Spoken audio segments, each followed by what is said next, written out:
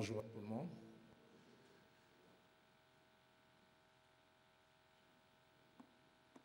Est-ce un mal si tu saluais ton voisin, ta voisine? Comment ça va, voisin? Comment ça va, voisine?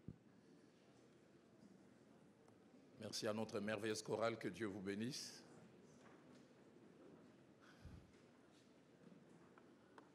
Je rends grâce à Dieu qui permet que je revienne ici, chez nous, dans notre maison.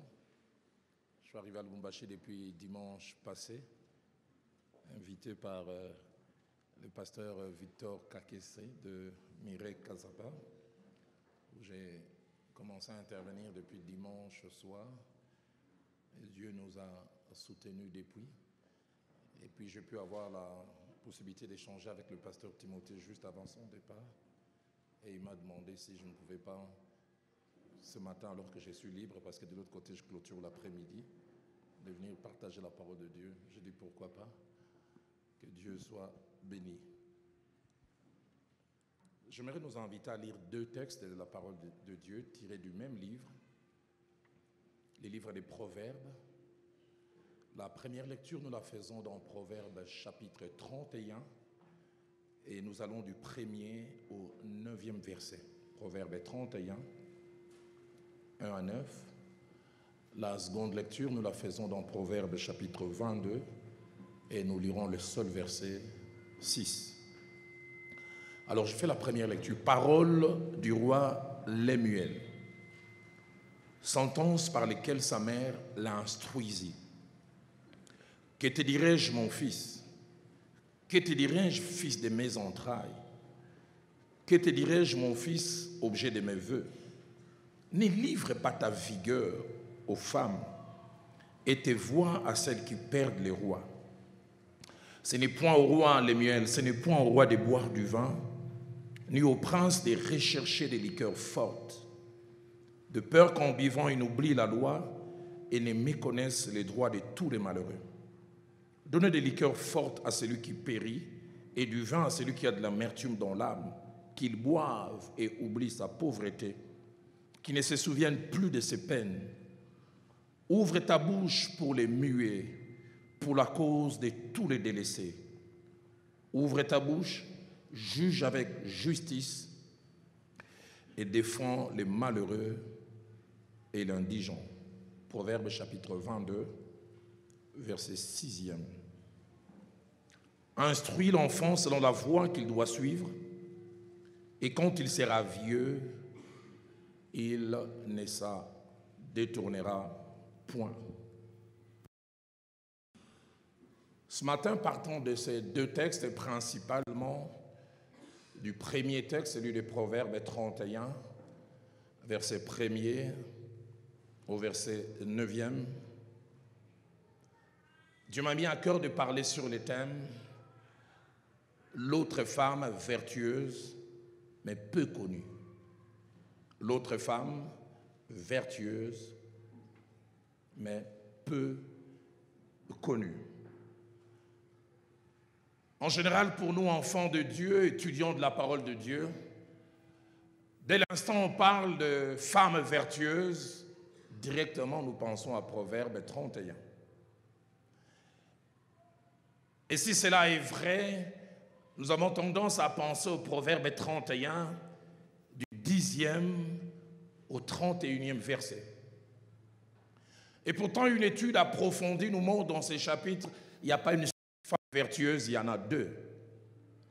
Et l'autre, on n'en parle pas beaucoup, à peine. Et pourtant, ces quelques versets du 1er au 9e nous montrent toute l'influence qu'elle a eue, non seulement sur une personne, sur une nation, et même sur la qualité de vie d'une nation. Au travers de ce texte ce matin, je voudrais non seulement parler de la famille, mais spécialement de deux choses, de la place et de la valeur de l'éducation de nos enfants. Mais deuxièmement, parler de la nécessité de la transmission des valeurs. Et le message de ce matin dans cet auditoire apparemment compact, il est possible que je puisse avoir deux types de personnes. Et à chaque type, ce message est quand même adressé. J'ai conscience que ce matin, j'ai devant moi des parents des gens présents,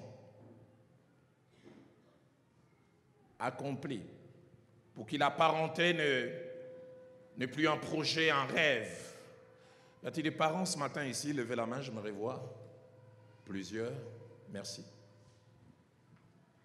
Mais deuxièmement, je sais aussi que dans cet auditoire, ce n'est pas impossible qu'ils soient le plus nombreux, qu'il y ait des parents futurs. Futurs peut-être parce qu'ils sont mariés, mais ils n'ont pas encore d'enfants. Futurs parce que demain, ils aspirent au mariage et ils aspirent aussi à avoir des enfants. Y a-t-il des célibataires qui ne sont pas encore mariés? Levez la main. Apparemment, ils sont majoritaires. Et déjà, à ce niveau, en posant les décors de mon message, je voulais mettre devant nous 10 vérités. La première vérité, c'est qu'être parent est une réalité à deux visages. C'est à la fois un privilège, mais c'est aussi une responsabilité. Et même une très grande responsabilité. J'oublie jamais ce 5 juillet 93 à 20h45 dans cette salle d'accouchement au clinique Ngaliema, où il m'a été permis d'assister, Dieu m'a fait la grâce d'assister aux accouchements de chacune de mes filles. Et là, je voyais Viviane mettre au monde. J'oublie jamais l'émotion que j'ai ressentie quand ce bout de chair est sorti. Je voyais mes traits, je voyais mes yeux, je voyais un peu ma tête. Et je me souviens quand je l'ai tenue dans mes bras, je n'ai pas retenu mes larmes, j'ai pleuré. Je me souviens de premiers mois quand fièrement je la portais avec mon kangourou. Je disais aux gens, c'est ma fille. Il faut vivre ça pour réaliser ce que cela représente. Je n'ai jamais oublié quand j'ai eu 10 ou 11 mois, je ne sais plus très bien, la première fois j'ai entendu ces cris sortir de sa bouche, « Papa ». Quelle émotion. Et le mot « papa » en hébreu veut dire « source », d'où je viens. C'est lui qui m'a fabriqué. Être parent, privilège, mais aussi responsabilité. Deuxième vérité, c'est que la pensée de Dieu est qu'en tant que parents, nous ne soyons pas simplement des géniteurs. Ceux et celles qui participent biologiquement à l'existence d'une vie, mais qui n'influencent pas. Dieu ne veut pas que notre rôle s'arrête à être des fabricants de la vie. Dieu ne veut pas que nos enfants puissent être des autodidactes, des débrouillards, qui deviennent ce qu'ils deviennent par eux-mêmes, sans notre influence, sans notre accompagnement. Dans le livre de Job, au chapitre 39, versets 17 à 20, il donne un exemple à ne pas suivre d'un grand oiseau appelé l'autruche. Et ça nous montre que l'autruche, c'est limite à être génitrice. Et puis, elle laisse ses enfants se débrouiller. Écoutez ce que la Bible dit. Mais l'autruche abandonne ses œufs à la terre et les fait chauffer sur la poussière. Elle oublie que les pieds peuvent les écraser, qu'une bête des champs peut les fouler. Le verset 19 ajoute, elle est dure envers ce petit comme s'ils étaient point à elle. Et surtout la phrase qui vient, elle ne s'inquiète pas de l'inutilité de son enfantement. Car Dieu lui a refusé la sagesse et ne lui a pas donné l'intelligence en partage. L'autruche, quand elle a pondu des œufs, elle laisse. Allez, si elle était quinoise, elle dira moana na moana. Débrouillez-vous. J'ai fait ma part, débrouillez-vous. Et ce n'est pas ça la volonté de Dieu. Troisième vérité, en tant que parents, nous devons savoir que nous sommes des gérants, des administrateurs. Ces enfants appartiennent à Dieu et Dieu nous les a confiés pour que nous puissions non seulement les gérer, mais rendre compte un jour. Que des personnes ayant de bonnes dispositions, des meilleures dispositions pour être parents, accorder du temps aux enfants, les influencer, mais qui ont le malheur d'être stériles, de ne pas en avoir. Et des fois, nous qui avons les privilèges d'en avoir, nous ne faisons rien du tout. Dans 1 Corinthiens au chapitre 4, verset 2, l'apôtre Paul dit, nous sommes des dispensateurs, d'autres versions disent des administrateurs, des gérants, mais j'aime ce qu'il ajoute, et ce qu'on demande aux dispensateurs, c'est qu'ils soient trouvés fidèles. C'est-à-dire, faisant avec ce qu'on leur a donné, ce pourquoi cela leur a été donné. Parents, je ne sais pas combien d'enfants tu as, 1, 2, 4, 5, 6. Qu'est-ce que tu fais de ces enfants? Quatrième vérité, réussir dans la vie professionnelle ne suffit pas. Dieu veut que non seulement nous puissions réussir dans la vie professionnelle, dans les commerces, en tant qu'avocat, médecin, pasteur, mais Dieu veut aussi que nous puissions réussir avec nos enfants. J'ai à peine 55 ans, 27 ans de vie de couple et 26 ans de parenté. Je me suis rendu compte que ceux qui réussissent professionnellement, socialement et échouent en tant que parents, c'est comme une tâche. Ça dilue, ça dévalue votre succès à l'extérieur. Je prie que Dieu m'aide à réussir à l'extérieur professionnellement, mais à réussir aussi chez moi à la maison. La Bible nous donne des exemples des personnes qui ont peut-être réussi socialement, professionnellement, mais qui ont été poignardés par l'échec à la maison. Je n'aurais pas voulu être à la place d'Adam et Ève, Genèse 4, versets 8 à 16. Tragédie. Ils vivaient dans la félicité, dans la présence de Dieu. Et un beau jour, ils se retrouvent vidés de leurs enfants. Un est assassiné par son frère et l'autre est maudit par Dieu qui devient vagabond. Quelle douleur! Je m'imagine la douleur d'Ève et d'Adam de trouver un corps sans vie. Mais cet enfant n'est pas mort de maladie, c'est son frère qui l'a tué. La famille. Un cadre où on devait se faire du bien, mais les enfants se font du mal. Et Dieu maudit Caïn qui devient un vagabond, un vide en un seul jour. J'aurais voulu être là, savoir ce qu'ils ont ressenti. Que dire du sacrificateur Élie? 1 Samuel chapitre 2, versets 12 à 17 et puis 22 à 23. Nous donnons en résumé ce que ces enfants étaient. Et je peux m'imaginer la douleur qu'il avait. Un homme respecté pour sa probité morale, son honnêteté. Mais écoutez ce que la Bible dit. Les fils du sacrificateur étaient des vauriens. D'autres versions disent des hommes tordus, pervers, ne connaissant point Dieu. Et la Bible parle de leur légèreté, comment ils ne respectaient pas les choses sacrées. Et les versets 22 à 23 vont plus loin. La Bible dit Élie a pris tous les mauvais propos de ses enfants.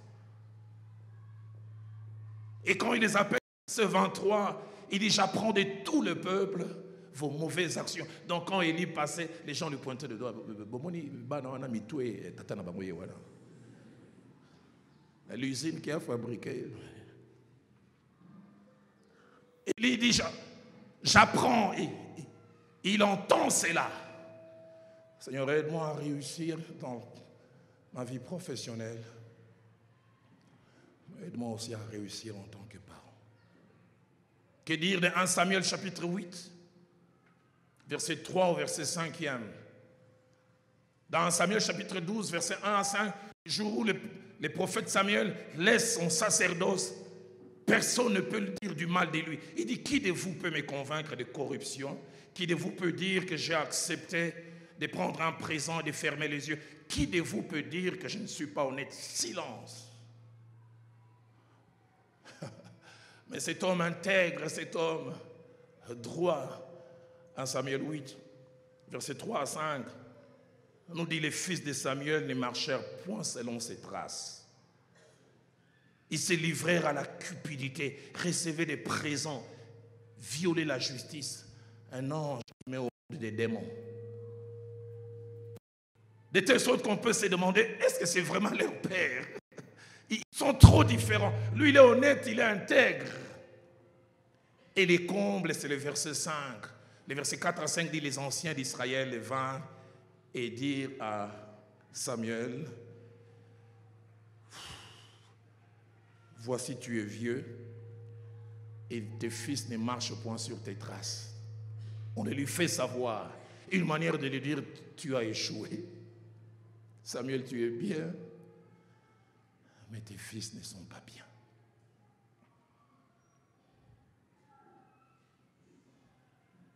Que dire du roi David? Il réussit en quelques années à transformer un royaume faible en royaume fort, craint par ses voisins, un pays économiquement faible en un pays économiquement fort. Israël, qui était un petit royaume à peine regardé, désormais respecté. La Bible dit que Dieu éleva le royaume d'Israël au temps de David au plus haut degré. Mais alors qu'il réussit sur le plan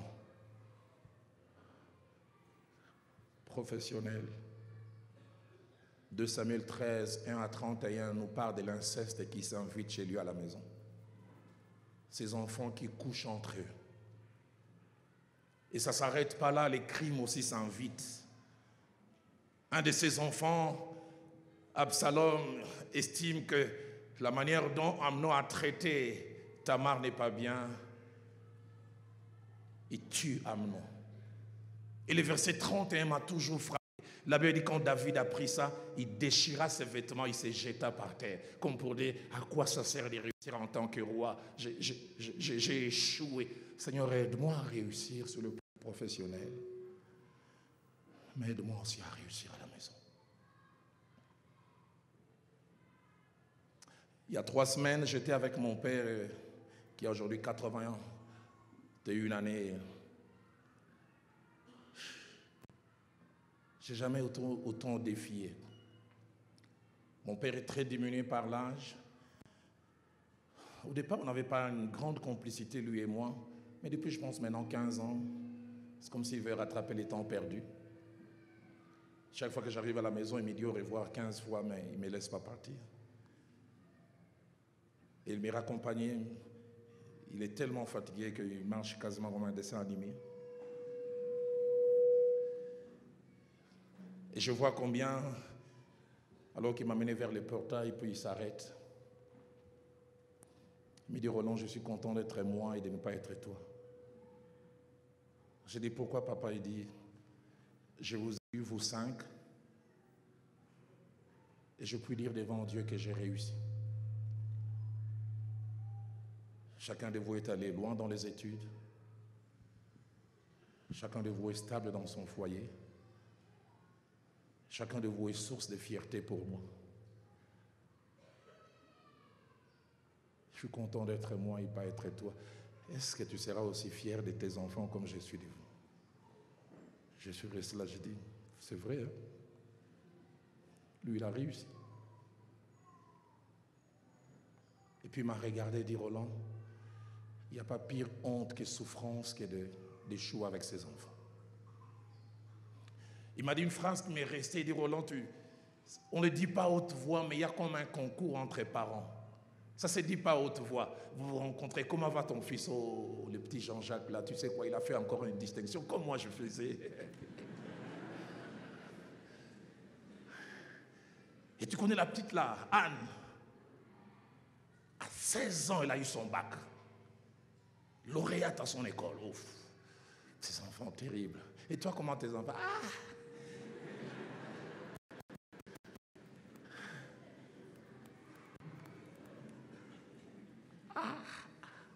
Anaclé, on l'a encore attrapé avec les chanvres. Il est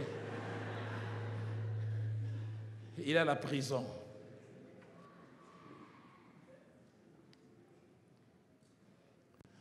Et le petit André, il a engrossé sa copine de 16 ans qui a eu des jumelles.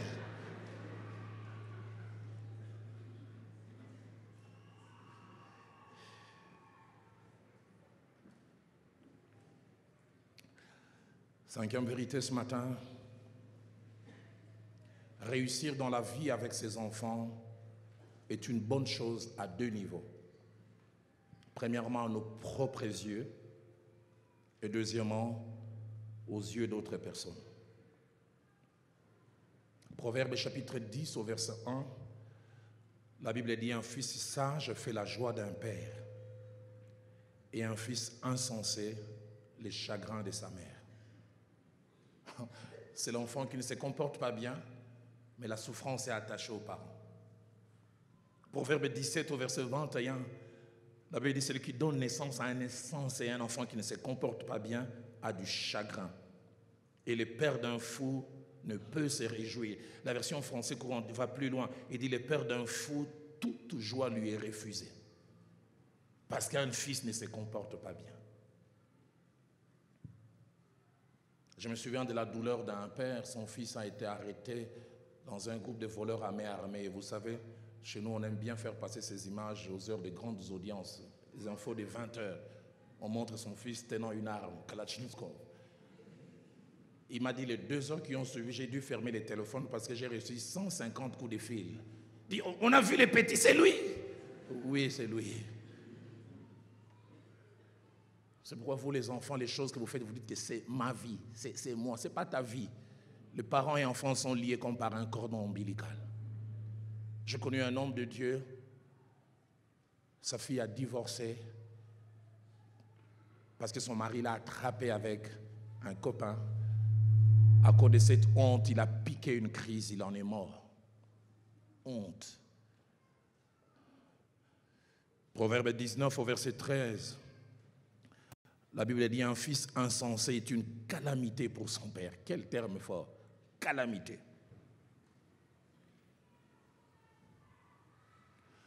Sixième vérité, c'est que la pensée de Dieu est que nos familles puissent jouer 2 rôles.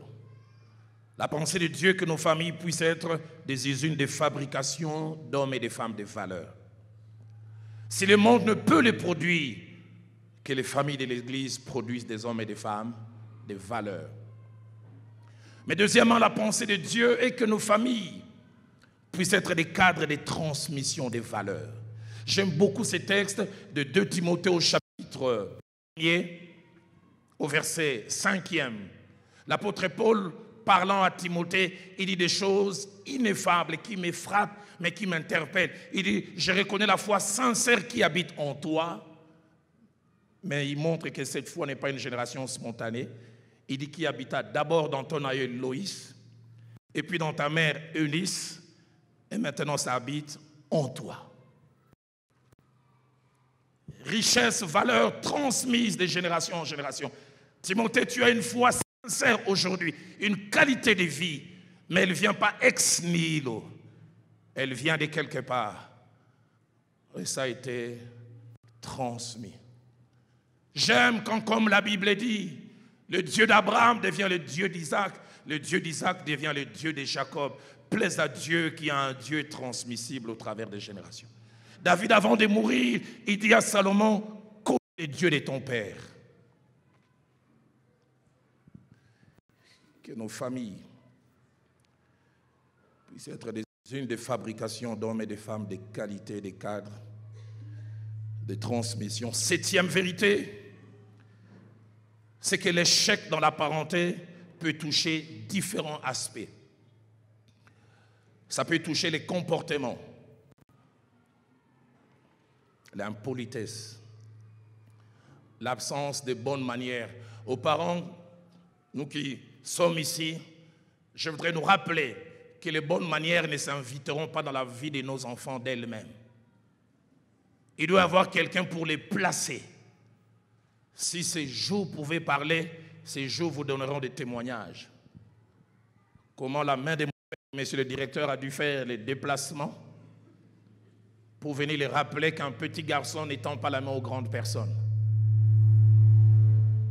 Il dit d'abord bonjour verbalement, et la grande personne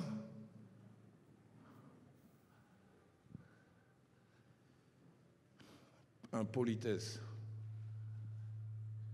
Il y a quelques années, j'ai été invité à aller évangéliser dans une famille. J'étais le responsable de la jeunesse et 2 jeunes gens m'accompagnaient. Un jeune homme de 17 ans, spirituel, mais impoli avec I majuscule. Ayant de mauvaises manières. La trompette sonne, il ira au ciel.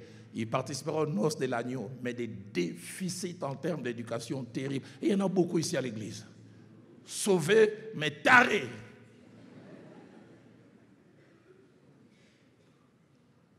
On ne lui a jamais appris que la nourriture ne fouille jamais à table. Qu'on peut se servir 3-4 fois et revenir. Je suis allé, je me suis servi, je mis 2 cuillerées de riz, un peu de pondo, un peu de viande. Quand j'ai contribué à l'ingala, il y a d'alo. Il y a sac dans la collière. Donc je blague avec les... Et quand il est rentré, ça c'est lui-même qui décrit ça. Son assiette, c'était une montagne de riz, assaisonnée de pondou et clôturée de viande. Ça, c'est lui-même qui décrit ça comme ça. Quand il rentre et il me montre son assiette, je regarde, j'ai dit, Mfoumounzambo, tout ça dit ça. Mais quand je le voyais, je dis, je ne les blâme pas.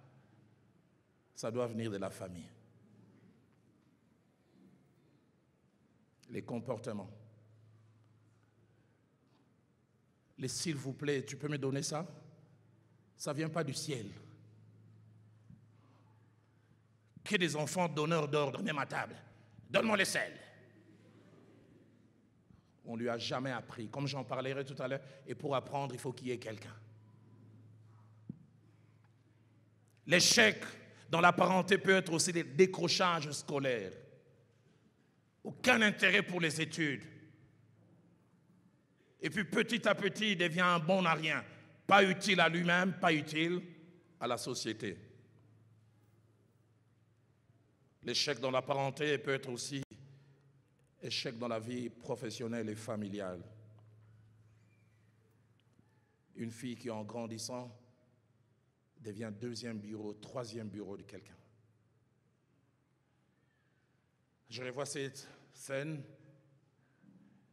Je devais avoir ma fille aînée qui avait 14, 15 mois. Fini un 2e culte, je la serrais contre moi. Et une maman est venue me voir au bureau, elle voulait me parler. Quand elle m'a vu avec ma fille, je revois encore Eunice avec ses chignons. Elle a commencé à pleurer. Durant 2 ou 3 minutes, les larmes perlaient, ça touchait sa blouse. J'ai dit, maman, pourquoi tu pleures? Je n'ai jamais oublié sa réponse. Elle regardait et disait, il y a 18 ans, elle avait l'air aussi innocente comme ta fille. Il y a 18 ans, elle avait l'air aussi presque comme d'une sainte. Puis après, j'ai demandé qu'est-ce qu'il y a. Elle dit, depuis 2 ans, ma fille est prostituée.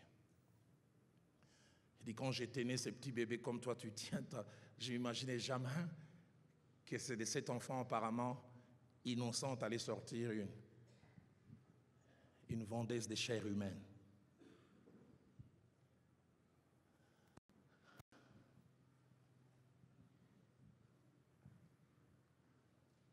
Huitième vérité, l'échec dans la parenté n'est pas une fatalité. Elle est évitable. L'échec dans la parenté n'est pas une fatalité, elle est évitable. 9e et avant-dernière vérité, c'est que l'échec dans la parenté est souvent dû à 3 sortes d'acteurs. Premièrement, l'échec dans l'éducation dans la parenté est due aux parents qui ne jouent pas leur rôle, qui ne font pas ce qu'ils doivent faire et surtout qui ne les font pas au bon moment. Mais deuxièmement, l'échec dans la parenté, dans l'éducation peut des fois être dû aux enfants eux-mêmes. Les parents jouent bien leur rôle, ils font ce qu'ils doivent faire, mais les enfants ne pratiquent. Et puis troisièmement, l'échec dans la parenté peut être dû à l'empoisonnement de l'extérieur. Vous avez sémé de bonnes choses, mais l'extérieur. Parents, c'est pourquoi nous devons être des hommes et des femmes de prière. Parce que quand nous envoyons nos enfants à l'extérieur, ils sont à la merci. Une seule mauvaise rencontre peut changer votre enfant. Quelqu'un qui lui propose, essaye ça. Goûte ça. Et nous n'avons pas pouvoir sur les rencontres. Nous n'avons pas pouvoir sur ces influences, mais nous devons avoir les pouvoirs à genoux. En disant, Seigneur, garde mon enfant. Mon pasteur me disait, Roland, pour tes enfants, apprends à faire des prières préventives. Si tu ne fais pas de prières préventives, tu feras des prières curatives. Et les prières curatives coûtent. Chaque semaine, j'ai un jour, mardi, je ne mets les repas de côté, les bons bitoyos que j'aime, pour prier pour mes filles. Seigneur, regarde-les pour leur mariage. Je mets les repas de côté. J'attends pas que je vois des jeunes gens au jean qui sortent, qui descendent de là, qui s'appellent par des noms qui terminent par Os, Kingotos, Yakotos. Commencent à venir pour prier. Déjà maintenant, je chasse les Kingotos. Priez pour votre garçon, il a 10 ans, il a 11 ans, Seigneur. Que tu lui donnes une bonne épouse. Qu'il soit un bon mari. Matthieu 13 au verset 25 dit, alors qu'on avait sémé les blés, on avait sémé les blés plutôt, l'ennemi vint et s'est livré. Et dernière vérité, 10e, si l'influence que les parents sont appelés à avoir auprès des enfants est une bonne chose, il y a un temps pour cette influence. C'est pourquoi Proverbe 22, verset 6 dit, instruis l'enfant lorsqu'il est tout petit. Et quand il sera grand, il ne s'en détournera point.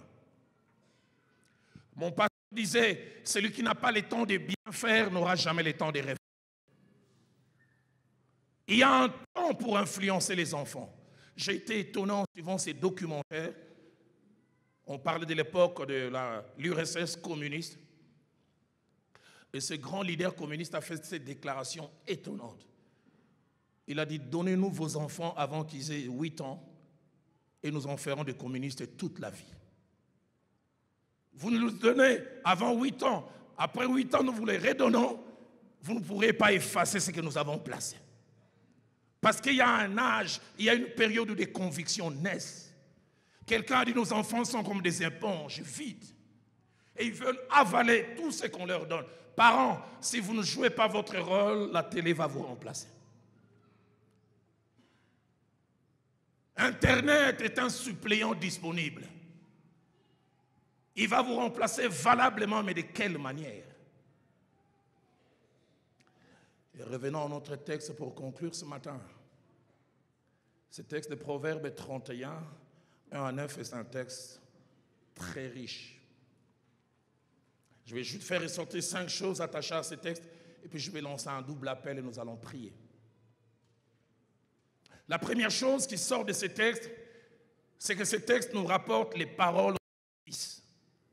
Un enfant qui vante et chante les louanges de sa mère. Seigneur, combien je voudrais que dans quelques années, mes enfants chantent mes louanges. Mes enfants puissent me célébrer.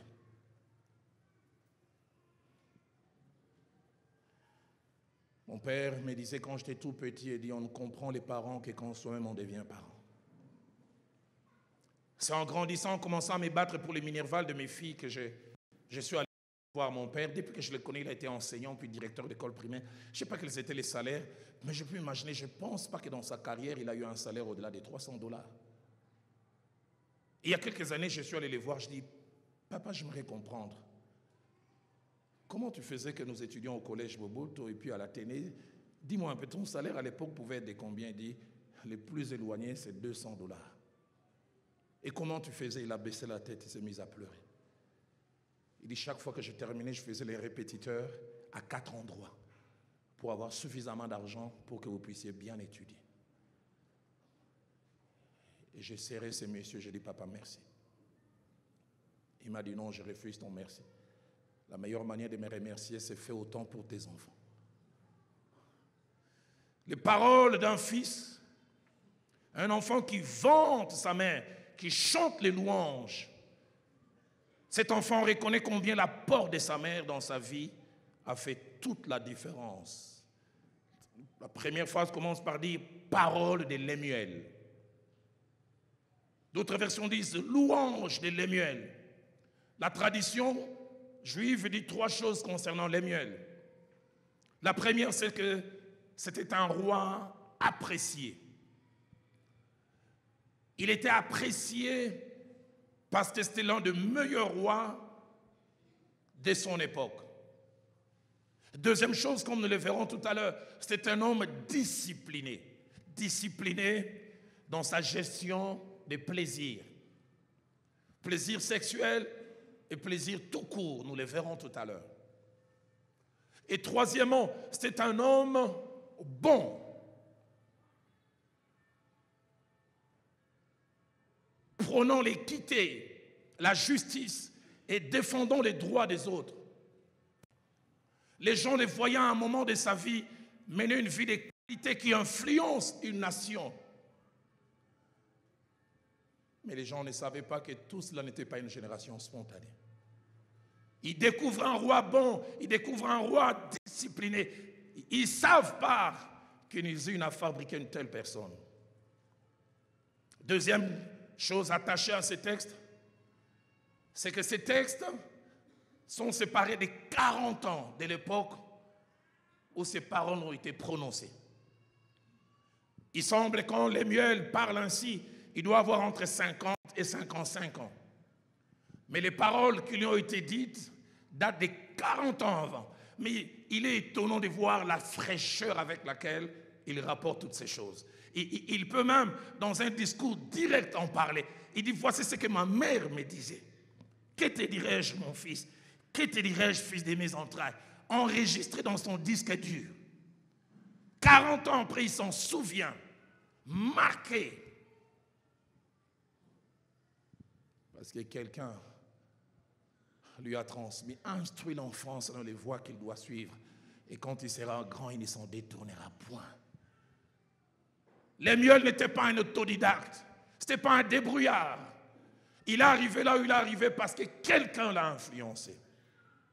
Troisième chose ressentant de ces textes, c'est que les paroles qui sortent de sa bouche montrent qu'il n'était pas un autodidacte, montrent qu'il a été influencé.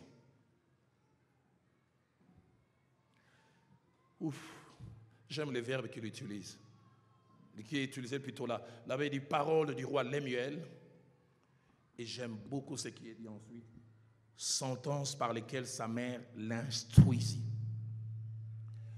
Et le mot instruire là qui est utilisé, c'est quasiment un terme attaché à l'architecture de l'époque en Israël, qui voulait dire construire, bâtir.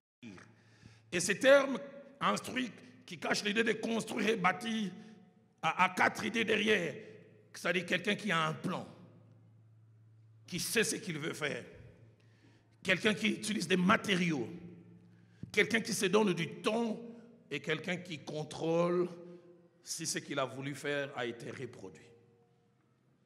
Parole par lesquelles sa mère l'a bâti, l'a construit. Seigneur, aide-moi à être un constructeur de vie. Aide-moi à être un bâtisseur de vie. Si Louis II dit paroles par lesquelles sa mère l'instruisit, la version française courant dit, voici les conseils que Lemuel a reçus de sa mère. Il y a eu transmission. La version Tob dit, laissons que sa mère lui inculqua. Ah, j'aime encore ça. Et le terme inculquer là donne l'idée de la répétition. Elle n'a pas parlé une fois. Elle est revenue, elle est revenue, elle est revenue. C'est-à-dire enfoncer jusqu'à ce que quelque chose se stabilise. La version Les Semeurs utilise encore 2 termes différents mais très forts. Les termes maxime et enseignement. On dit maxime que sa mère lui a enseigné. Et quand on parle de maxime, ça veut dire principe de conduite ou règles de comportement. Lemuel a des règles de comportement. Lemuel a des principes de vie parce que quelqu'un les a placés en lui. Quatrième et avant-dernière chose que ce texte nous apprend, ça nous montre que cet enfant, non seulement qu'il est devenu, mais il est devenu parce qu'il avait devant lui, permettez-moi d'utiliser les termes, la chance ou la grâce d'avoir un vrai et bon parent. Un vrai et bon parent. Sa mère. Je prie que nous aussi, ça puisse être nos pères. Un bon parent remplit 6 critères. Premièrement, il aime ses enfants. Ou il aime son enfant. Et l'Hémieux le dit si bien au verset 2. Il rapporte les paroles de sa mère. Écoutez, que te dirais-je, mon fils? Que te dirais-je, fils de mes entrailles? Que te dirais-je, mon fils, objet de mes vœux? Une autre version dit objet de mon amour. Aimer ses enfants, le leur montrer, le leur faire sentir. Et deuxième caractéristique d'un bon parent, c'est celui qui est conscient de son rôle. C'est que les enfants peuvent avoir en plus si je joue bien mon rôle, et c'est que les enfants peuvent avoir en moins si je ne les joue pas. Troisième qualité d'un bon parent, c'est un parent présent. L'un des plus beaux cadeaux que les parents peuvent faire aux enfants, c'est d'être là. Être là avec eux. Partager des choses. Que des parents absents, occupés. David a échoué dans la parenté principalement parce qu'il n'était jamais là. Les 6 premiers enfants qu'il a eus, il les a eus durant l'époque où il était mercenaire. Il venait, il engrossait, et puis il retournait. Et dans la deuxième phase de sa vie, il est devenu roi. Il avait des enfants, mais il n'avait jamais le temps pour eux. Parce que ses priorités étaient ailleurs. Sommes-nous des parents présents? Troisième qualité d'un bon parent, sont des parents qui trouvent et créent du temps pour transmettre. Parents, si vous pensez avoir du temps dans notre monde hyper occupé, vous ne trouverez jamais du temps. Le temps pour influencer les enfants, il faut les créer. Et qui dit créer, dit des fois élaguer, mettre de côté certaines activités. Est-ce que vous avez du temps de parler à votre enfant? Il crée et il trouve du temps pour transmettre. Cinquième qualité d'un bon parent, il ne laisse à personne d'autre les soins de jouer son rôle. J'ai été défié, mais aussi humilié. Un jour, j'étais dans une famille qui m'est très proche, et parents et enfants étaient en train de faire des discussions pour préparer, entre guillemets, la liste de la dot. Et j'oublie jamais, alors qu'on était en train de discuter, leur fille de 23 ans qui devait se marier a fait une réflexion. Waouh! Quand elle faisait cette réflexion, j'ai dit, Seigneur, qu'on ne dise pas ça de nous demain. On était en train de voir combien de wax fallait-il donner à maman. Et on disait, non, on ne veut pas beaucoup demander, un seul wax. La fille s'est levée et dit, si on donnera un seul wax, j'aimerais qu'on les donne à maman Antoinette, la bonne. Parce que maman, tu n'as jamais été là. C'est maman Antoinette qui m'a tout appris. C'est elle qui m'a appris comment gérer quand tu as tes règles. C'est elle qui m'a appris comment couper un poulet. C'est elle qui m'a appris à assaisonner. Maman, toi, tu étais toujours musique 100 kilos. Et puis elle a dit, mais si maman, tu tiens à avoir un pagne, alors il en faudrait 2. Pagne pour toi et pagne aussi pour maman Antoinette. Si tu es à côté d'une maman, dis-lui, ne laisse pas maman Antoinette avoir ton wax.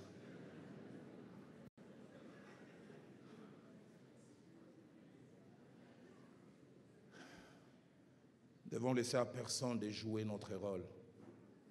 Jamais. Et 6e et dernière caractéristique d'un bon parent, c'est un parent qui a des choses à transmettre. Et la Bible dit, qu'on ne peut donner que ce que l'on a. Il arrive aujourd'hui que la qualité de la parenté baisse, plutôt la qualité des enfants baisse, parce que la qualité des parentés aussi.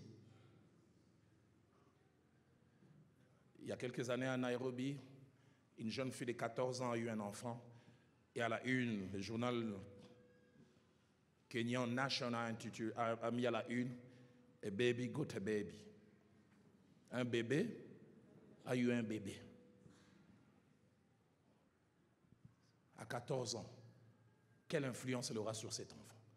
C'est pourquoi j'aime dire aux jeunes gens, tu as 14, 15, 16 ans, ton corps est prêt pour donner la vie.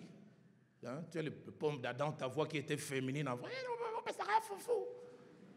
Ça devient rauque. Foufou n'en ressort pas. Tu peux donner la vie, mais tu n'es pas encore prêt à devenir parent. J'assiste à cette scène, cette jeune fille de 17 ans, elle vient enceinte, elle met au monde. Je vais chez eux très tôt le matin à 6 heures. Elle vient avec l'enfant en pleurant, parce que quand elle a quitté la maternité, elle dit depuis 2 heures, l'enfant ne fait que pleurer. Maman, la maman lui a dit, ce n'est pas mon enfant, c'est... Elle a joué au sexe,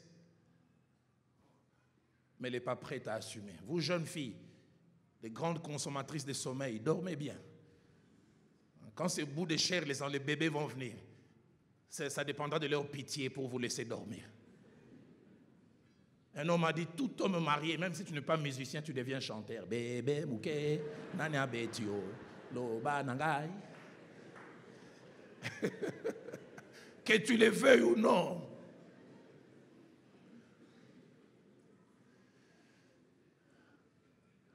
Que vas-tu transmettre?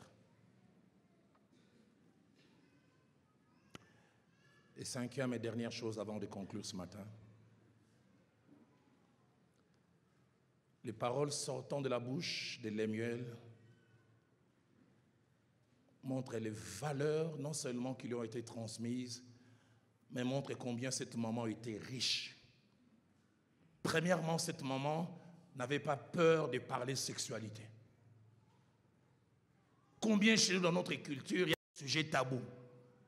Je vis un enfant un jour tabassé comme un criminel nazi. Un petit garçon de 4 ans qui a découvert qu'il a quelque chose qui pointe et sa soeur qui a quelque chose qui rentre. Il dit, papa, pourquoi marcher comme ça? Dis-toi qui t'a appris ça. Il va apprendre où? Qui t'a appris ces choses? Mais Lemuel, la Bible nous montre clairement, sa mère l'a appelé au verset 3, dit, Lemuel, ne livre pas ta vigueur aux femmes. Lemuel, les femmes, elles attirent, mais Lemuel, c'est un piège. Est-ce que vous parlez de certains sujets à vos enfants? Pas de sujets tabous. Cette maman a dit, je ne laisserai personne d'autre jouer ce rôle. C'est à moi. Deuxièmement, cette maman a déposé dans le cœur de son fils les priorités. Quand on dit priorité, c'est ce qui doit venir avant. Ce qui a plus de valeur. Elle a dit à son fils au verset 4 et 7, ce n'est point au roi Lemuel, ce n'est point au roi de prendre du vin. Et j'aime comment elle argumente. Il dit de peur qu'en buvant, il oublie la loi et ne méconnaisse les droits de tous les malheureux. Lemuel, le vin est bon, mais vu ta position, tu dois être toujours clairvoyant. La vie de toute une nation dépendra de toi. Si tu te mets à te saouler, tu vas dévier toute une nation. Lemuel, c'est bon, mais ce n'est pas nécessaire. L'avait dit, tout est permis, mais tout n'est pas utile. Et Lemuel a su placer les priorités à leur place parce que quelqu'un les lui a communiqué. Mais troisièmement, Lemuel avait des valeurs éthiques et des valeurs de bonté. J'aime ce que sa mère lui dit au verset 8 et 9. Il dit, ouvre ta bouche pour les muets, pour la cause des délaissés. L'histoire montre que Lemuel n'acceptait pas la corruption. Pour lui, il condamnait les coupables et il mettait à l'abri l'innocent. Aujourd'hui, nous n'avons pas une justice distributive. Les innocents sont condamnés. Les coupables sont dans la liberté. Mais quand les gens voyaient les mieux-être d'une grande probité morale, ils se demandaient, mais d'où ça vient? Ça ne venait pas de nulle part. Quelqu'un a déposé ça. Ce matin, alors que je ferme ma Bible et que je conclue en demandant aux musiciens de s'avancer, je voudrais dire, y a-t-il un parent présent ou futur qui veut dire que je voudrais qu'un jour mon fils, ma fille, parle aussi de moi comme Lémuel a parlé de sa mère? Je veux qu'un jour ma fille puisse dire, ce que j'ai, ça vient de papa. Ce que j'ai, ça vient de maman. J'aimerais nous inviter à baisser nos têtes dans la prière. Et je lance ce double appel. Y a-t-il un parent présent qui expérimente déjà la parenté, pour qui sûrement cette parole n'a été qu'un rappel? Ces choses, tu les fais ou tu les pratiques, et tu veux dire à Dieu ce matin, Seigneur, je voudrais encore mieux les pratiquer. Ou toujours dans ce premier appel, y a-t-il quelqu'un qui, à l'ouïe de cette parole, Dieu l'a un peu comme réajusté? Il y a des choses que tu dois corriger dans ta façon d'être avec tes enfants. Mais toujours dans ce premier appel, y a-t-il quelqu'un que Dieu a corrigé, interpellé? Et tu veux dire ce matin, j'aimerais être un meilleur parent que j'ai été jusqu'à présent. Si tel est votre désir, là où vous êtes, vous qui êtes déjà parent, alors tout à l'heure nous allons chanter ces cantiques qui veut dire simplement, Esprit de Dieu, aide-nous, aide-moi, tu vas te lever. Et deuxième appel que je voudrais lancer, y a-t-il de futurs parents qui disent, merci Seigneur pour cet équipement qui m'a été donné au meilleur moment. Mais il y a un troisième appel qui monte dans mon cœur. Et cette troisième catégorie, je ne vous demanderai pas de vous lever simplement, je vous demanderai même d'être ici. Depuis 3 jours, chaque fois que je priais pour ce message, Dieu m'a dit, il y a plusieurs qui n'ont pas eu la grâce d'avoir des parents, d'être influencés. Et vous savez, quelqu'un a dit, seuls ceux qui manquent quelque chose en connaissent bien la valeur. Des fois, nous qui avons grandi là où il y a papa et maman, on ne connaît pas la valeur d'un père et d'une mère. Ce sont ceux et celles qui ont manqué. Papa est mort. Papa, en gros, il n'a jamais reconnu la grossesse de ses grands-mères, qui a grandi dans la rue. Mais depuis 3 jours, j'ai prié. Dieu me disait, Roland, il y a comme un cri qui sort dans la bouche, dans le cœur de plusieurs jeunes et dans la bouche qui disent, je ne voudrais pas faire vivre à mes enfants ce que moi j'ai vécu. Je serai un meilleur parent.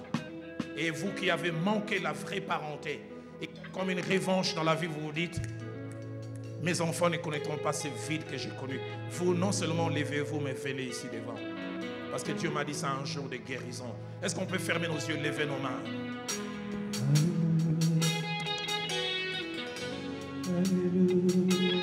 Nakola na maboko na yo. Nazana musenga ya musungi. Nakula na maboko na yo, na ekola na kelasi na yo, musungi moko yo bapesi na yo. Seigneur, je n'imaginais pas en avoir autant.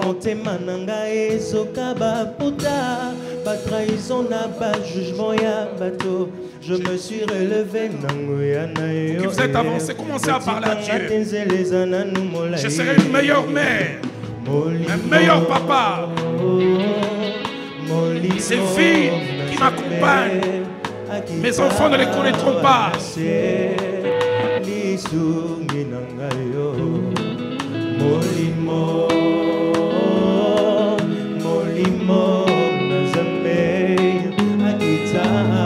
Fais-tu chanter avec moi ces cantiques comme une prière. C'est toi qui m'élèves.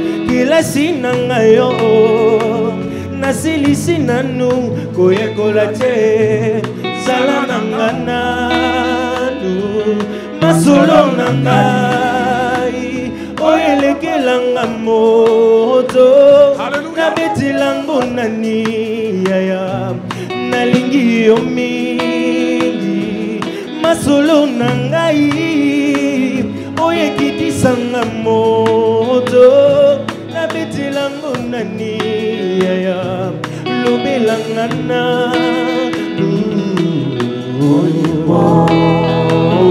Esprit de Dieu, viens guérir.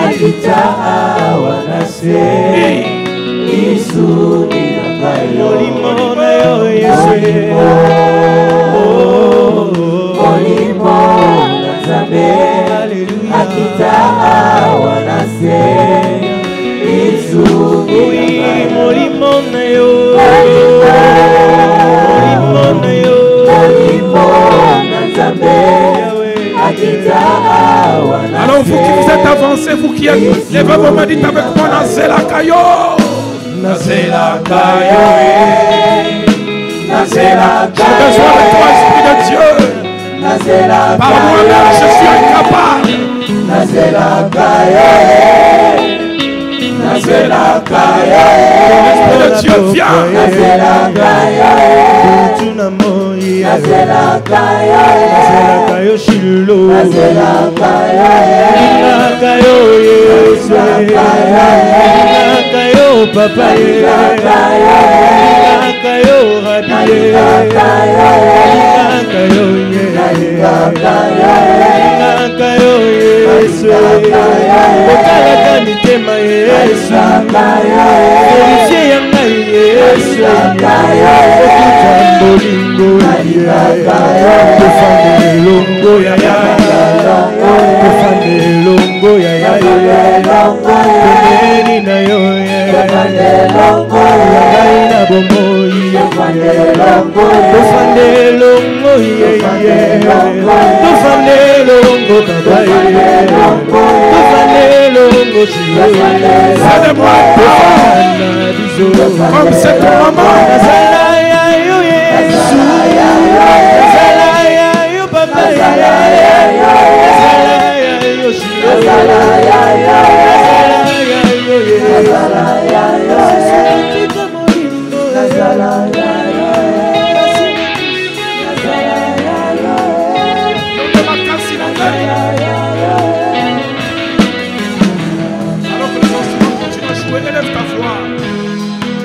toi qui es ici, toi qui es debout, parle-lui.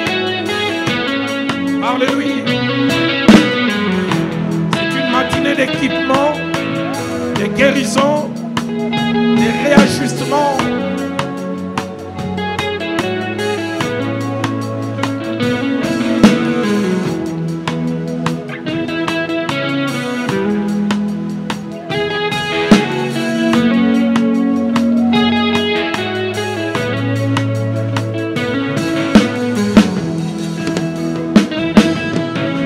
Seigneur, guéris ce matin.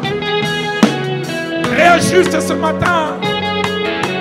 Corrige. Remets les priorités à leur place. Équipe.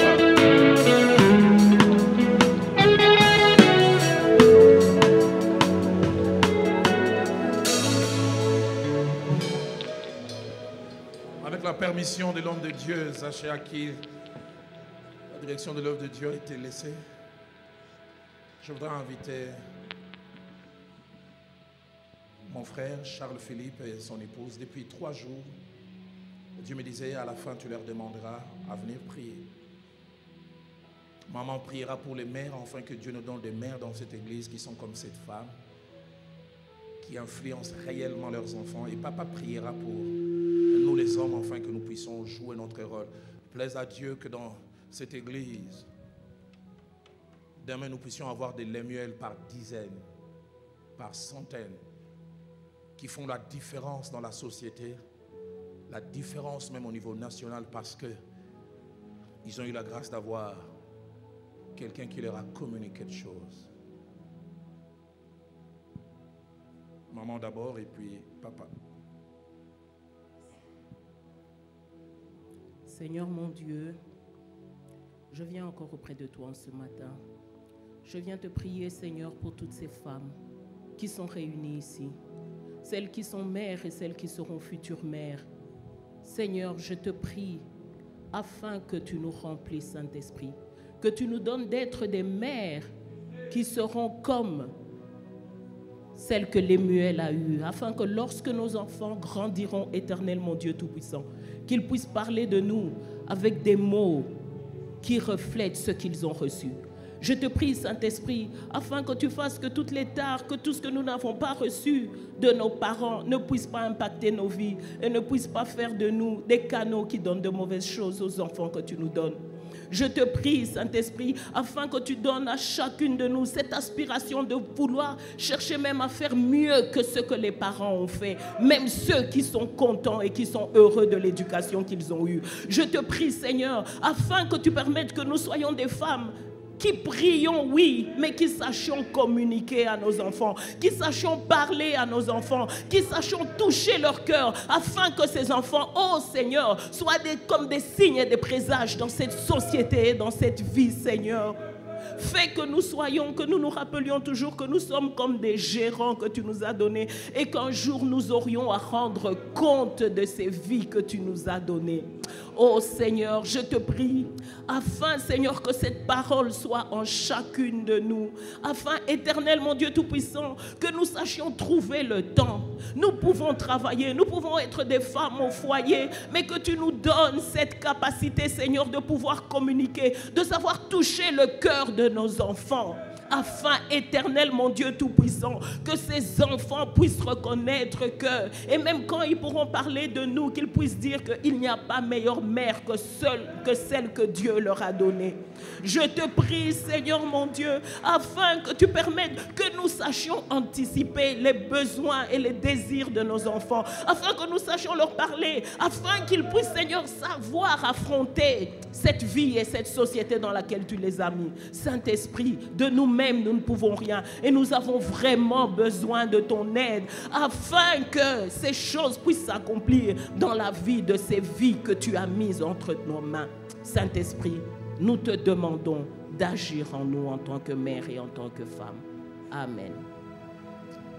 Nous te disons merci, Seigneur, parce que c'est toi qui nous as voulu en ce lieu. Éternel Dieu des armées, c'est par ta grâce que nous sommes là.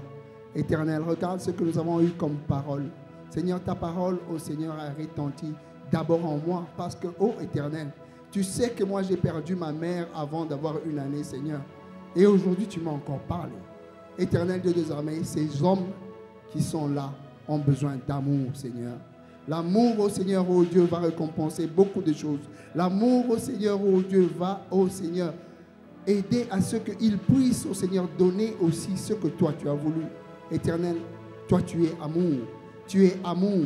Tu es amour. Et ces hommes qui sont en ce lieu ne peuvent que retransmettre que toi, ce que tu as permis qu'ils aient.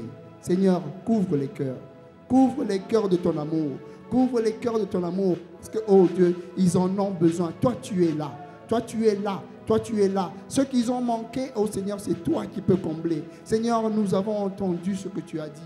Tu as dit, oh Seigneur, oh Dieu, au travers de ton serviteur, que nous ne pouvons donner que ce que nous avons. Seigneur, ils ont eu quelque chose, mais c'est toi qui peux compenser.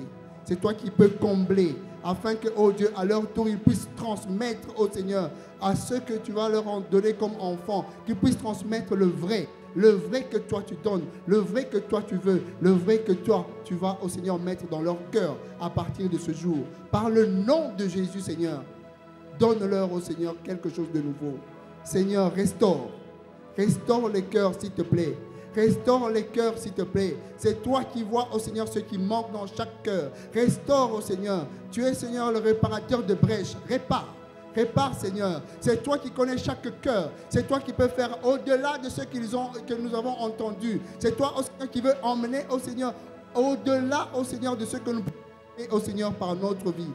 Seigneur, ils ont de l'avenir, oh Seigneur. Et leur avenir, oh Seigneur, oh Dieu, va faire qu'ils aient des enfants. Et ceux qui ont eu des enfants, oh Seigneur, ils ont encore le temps de rattraper, oh Seigneur, des moments qu'ils doivent mettre à la disposition de leurs enfants. Des moments qu'ils doivent mettre à la disposition de leur progéniture, afin que, oh Dieu, ils puissent réellement déverser l'esprit que toi tu as donné, déverser l'amour que tu as donné dans leurs enfants. Seigneur, fais-nous du bien. Fais-nous du bien. Fais-nous du bien, Seigneur. Parce que, oh Dieu, l'homme est limité. Mais toi, partout où, oh Seigneur, nous nous rendrons en tant qu'homme, tu nous donneras la capacité d'y arriver, oh Seigneur. Tu nous donneras la capacité de faire du bien à ceux-là que tu vas nous donner comme responsabilité. Éternel Dieu des armées, la femme, ô Seigneur de la Bible, a fait sa part. Nous les hommes aussi, ô Seigneur de cette génération, nous voulons faire notre part avec la capacité que tu vas nous donner, avec l'esprit que tu vas nous donner, avec la force que tu vas nous donner. Seigneur, que ce message ne quitte jamais nos vies jusqu'à la fin de notre vie, ô Seigneur, que nous appliquons ce que toi tu as voulu et ce que toi tu vas, ô Seigneur, ô Dieu, accomplir dans notre existence. Merci Seigneur pour toutes choses. Que ton nom soit glorifié et que toi seul règne dans tout ce que nous serons dans notre avenir. Ne nous quitte jamais, ô Seigneur, et aide-nous à c'est ce que nous avons entendu dans notre progéniture par le nom de Jésus-Christ de Nazareth. Amen.